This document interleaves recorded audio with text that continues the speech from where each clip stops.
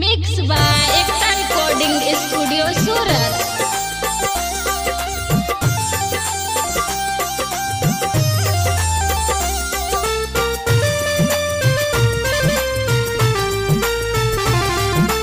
Music by Sukesh राय।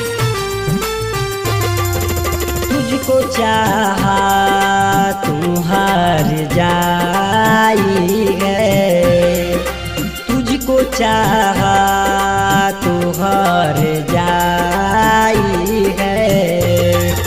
तूने मेरे दिल को क्यों दुखाई है, तूने मेरे दिल को क्यों दुखाई है।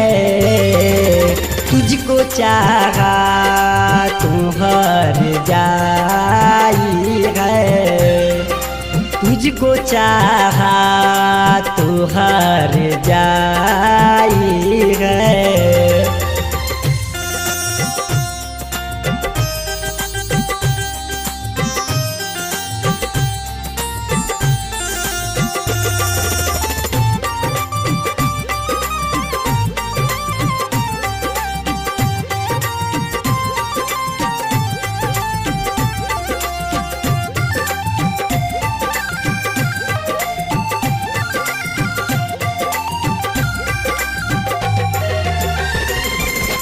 मेरे दिल को तूने क्यों तोड़ दिया, क्या हुई खता कि मुझको छोड़ दिया।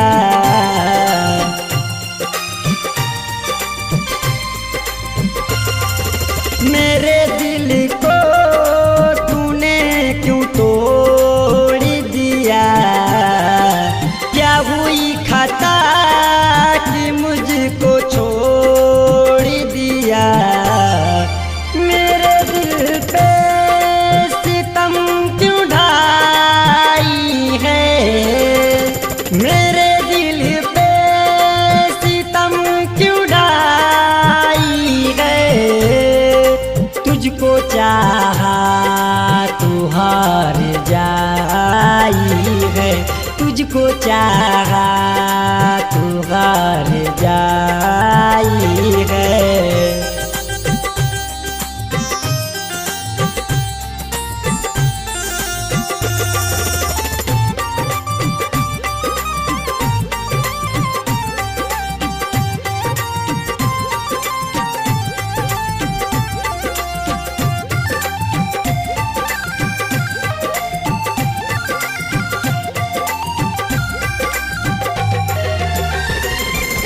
मैंने तुझको दिलों से चाहा था, बड़ी किस्मत से तुमको पाया था।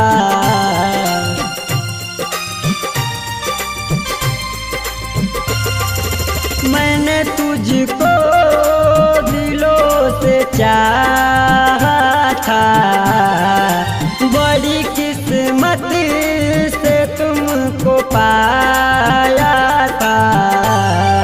सूरज भी बिन को अपनाई है, सोनू सारा भी को ठुकराई है।